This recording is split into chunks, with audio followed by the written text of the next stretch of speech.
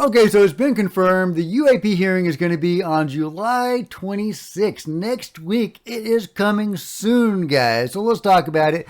Get in here. This is Jack with Cosmic Road. I talk about UFOs and the paranormal. Please hit like, please subscribe, share on social media, and let me know what you think in the comments below. Okay, I reported on the story a couple of days ago, but it may have been in the live stream, and some people didn't see me reporting on this, and everybody has been sending me the links to this story, so I thought I would make a dedicated video just on the hearing. We're going to hear from the reporters talking about it on News Nation, and then we're going to go to Ross Coulthart, who has some additional information about it. So first of all, here is what the reporters are saying. Breaking news now, Americans will soon learn more about UFOs. News Nation has just confirmed that the House Oversight Committee will hold a hearing on unidentified aerial phenomenon. That will be July 26th, according to one of the two leading members of that hearing. Bring it. Joe Khalil joins us live in Washington, D.C. with more on what your sources are telling you at this hour. Hey, Joe. Hey, Marnie. Yeah, we've been able to confirm that hearing we have been talking about is going to be on July 26th. So that's Wednesday next week. And that was confirmed to us by Congresswoman Anna Paulina Luna. She's one of two members of Congress on that House Oversight Committee who has really been leading this effort, her along with Tim Burchett, a congressman from Tennessee, being the other one. Now, they've just confirmed the date of it. So she didn't confirm any witness list yet. We're not exactly sure who we're going to be hearing from and what specifics we're actually going to be hearing during that hearing on the 26th. But what we can tell you is generally it is going to be about UAP whistleblower claims like the ones that we have heard from David Grusch, our whistleblower who came forward on News Nation. Now, you may remember we actually broke the story as well that this hearing was going to be happening at all. A major step for the House Oversight Committee that to date has not held any sort of hearing like this. It is going to be sort of the first of its kind on this subject matter. So that in itself certainly going to be intriguing. I imagine a lot of people wanting to tune into that. There were some questions also about where this was going to take place, and we have not been able to confirm that exactly yet. There was some talk, some discussion from Congresswoman Luna herself. She told us about having this hearing be a field hearing in Florida, but I've heard recently from sources that that's actually not likely anymore just because of the schedule that Congress is under right now, that it's more likely that would end up being here in Washington. So we're going to try to continue to dig in and figure out where exactly that's going to be, and also whether this is going to be a full House Oversight Committee hearing or whether it's going to be a subcommittee, meaning just a smaller group of members. We think it's more likely going to be the latter, but still a lot to figure out here, again, in terms of who is going to be speaking and what we're going to be hearing. We know, again, Wednesday next week is going to be the big day, so you can circle that on your calendars. Presumably, we're going to learn a lot more about this issue as we've been hearing more and more from these whistleblowers that have already come forward, Marty.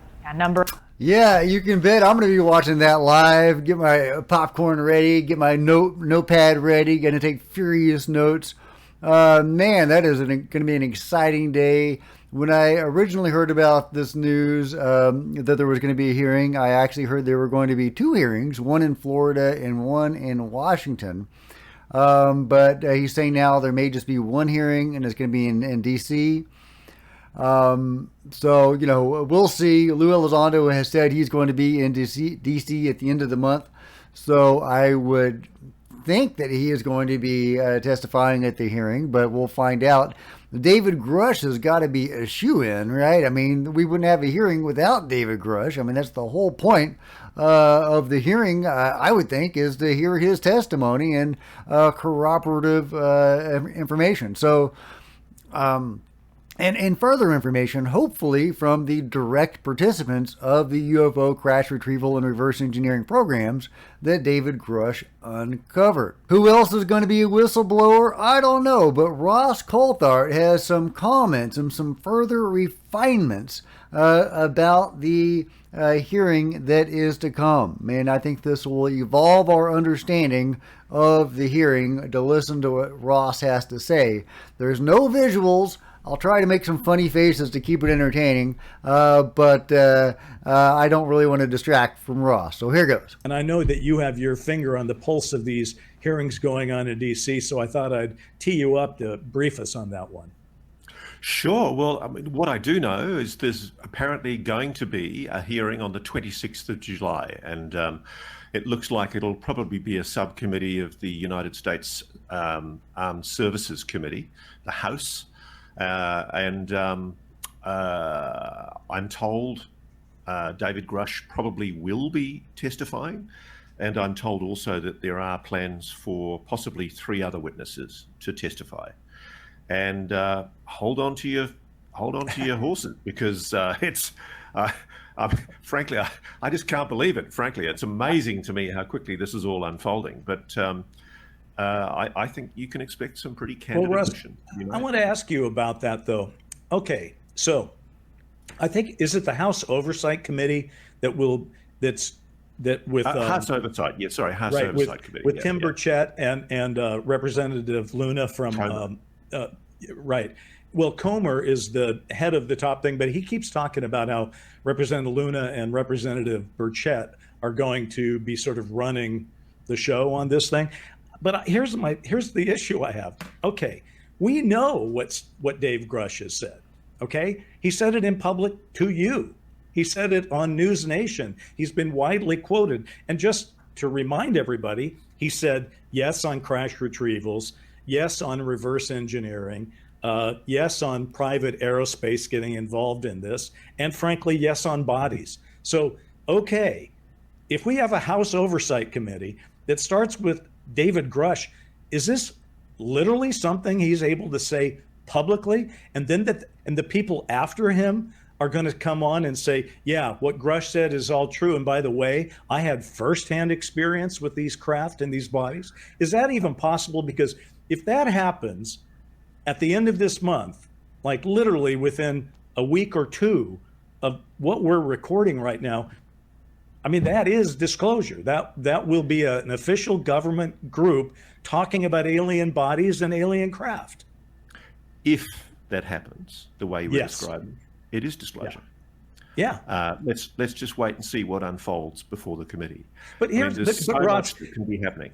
Yeah, but you and I have had this conversation. One of the issues, though, is the House Oversight Committee may not have the classification to even have heard the entire Grusch story in the beginning. Oh, I know they can't. No, that's one of the issues. One of the big issues that people keep on missing is that even inside the Congress, you only have certain committees, like the Senate Select Committee for Intelligence, the House Permanent Select Committee for Intelligence, and probably also the Armed Services Committee, which is why I was thinking of it, which have the power of classification access, the top secret SCI clearances for the staff and for the political representatives, to allow them to hear the kind of evidence that needs to be heard. And so, yes, I think what we're going to see is Mr. Grusch giving evidence in the public hearing, a lot of which will probably be a restatement and a reaffirmation of a lot of what he told me in my interview about bodies. But also, think about it. Imagine if they asked Mr. Grusch, you told Ross Coulthart in an interview with News Nation, people have been murdered to protect the secret. Who was murdered? And Mr. Grusch is prepared to start giving evidence about that point. This is why they're panicking. What we're talking about here is criminal activity. Yeah, okay. So that's why I wanted to make this video and include this as part of it, because David Grusch might name the names that the men in black have erased. And I made a video a few days ago talking about a whistleblower, a potential whistleblower who had been afraid to come forward, and he knew others that were even more afraid who had not come forward at all, that he had been told that if he did come forward, he would be erased, and his entire family would be erased. And those were his words, possibly quoting them. And they said he had been told they had carried this out before. These were not idle threats. These were not bluffs. They had taken out whole families. I suppose as an object lesson to other potential whistleblowers. And I went over some other possible means they have at their disposal, or motivations they have at their disposal, the other day. in my discussion on my labs versus genuine alien abductions. And, it gets pretty dark. It gets pretty dark, the things they have threatened people with and done in the name of secrecy. So, this stuff needs to be exposed. Those who have done wrong need to be held accountable. That just needs to happen. On the other hand, I think we need some sort of amnesty for those who haven't done, the shadiest stuff. For those who have just been doing their jobs, tinkering with some ships, reverse engineering stuff, maybe working with some beings, hi, how are you, Joe the Gray Alien, how's your coffee? That kind of thing. So I think that would speed up the process of disclosure if we can give people amnesty and allow them to come forward and to give testimony without fear of reprisals, at least from the light side of the government, but they also need to be protected from the dark side as well. So we're talking with UFO witness protection. I don't know who would want to do that, relocate, change their name, all that kind of stuff. And would that even protect them from these guys that have so much power and access? But yeah, so David Grusch could name the names of people taken out by the Men in Black. This is nuts. This is insane. So I really hope that happens. And I really hope that some of those other witnesses that are going to testify at the House Oversight Committee hearing are going to be people that were directly involved in these programs, because we know that he has given those names to Congress. So they know who to call, and they have subpoena power. They can get those guys to come forward. As much as I would love Lou Elizondo to get his day in court, he completely deserves that. And people have suggested other names like Eric Davis and Bob Lazar. I would love for all of those guys to come forward. But I really want people that are, if we're only going to have 4 witnesses, if they only have time for 4 witnesses, I really want to prioritize those witnesses, people that were directly involved in these programs and that can provide proof of these programs to the public. I think that's essential. We've got to have some photos and videos that Congress admits are genuine. And ideally, even the Pentagon admits are genuine. Will the Pentagon admit that? I don't know. The Pentagon has been denying all of this stuff. More or less, Jeremy Corbell was able to get some of his videos authenticated by the Pentagon. Of course, then they walked back that one, during the UAP hearing, saying it was a, lens effect, which was BS. There's a giant pyramid flying over your warship, guys. Deal with it. But I did want to end on this note from Chris Mellon. He's talking inside baseball here. I'm not quite sure what he's talking about, but Chris Mellon knows his stuff. Chris Mellon is our inside man. He is, in a part of a well-to-do family in D.C., an establishment figure, if you will, inside the establishment. And he's super clued in on the ins and outs of policy and we'll see what he has to say. I've reported on this before, but I think it's a significant point. I just don't know quite what it means. But here he is in this tweet talking about this new legislation. And he says, all of this is very encouraging until and unless the overly restrictive UAP security classification guide is revised. There will be little public benefit, as virtually all recent data, including UAP videos, will be classified. Congress should press ahead for this guidance to be revised. So, he's saying the UAP security classification guide needs to be revised. So, I don't quite know what that is or what that means, but he does. And it needs to be revised, or else we're not going to be able to get any of this theoretical information that they're supposed to be declassifying. So, anyway, Just wanted to end on that note. Chris is the man. He really is. And he knows his stuff. So I hope Chuck Schumer and the others in Congress are heeding his advice and will amend the amendment to, revise the UAP Security Classification Guide. And I would love to know what that means. If you guys know, let me know. Drop me a link in the comments below. But anyway, I wanted to make a dedicated video on the UAP hearing that is coming up. We don't have a lot of hard information yet. We have a date.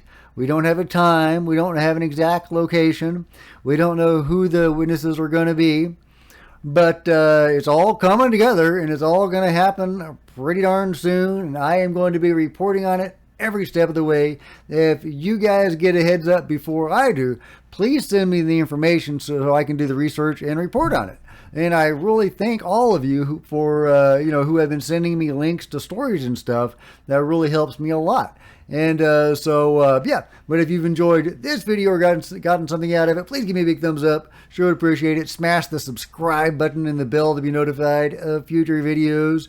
Join me on social media. There are Facebook and Twitter links below. I would love to hang out with you guys on Facebook and Twitter, so find me there. And, if you felt like it, you could share this video on social media if you got the chance. That really helps the channel. There are plenty of other videos on the channel, so you can check those out at your leisure. If you wanted to support the channel in a bigger way, there's a PayPal link in the description below. There's a super thanks available. Yeah, super thanks. And of course, I am a science fiction and fantasy author. If those are the sorts of books that you like to read, you might like my stuff. Here's a trailer for one right now. Oh, and there is a link in the description. Here goes.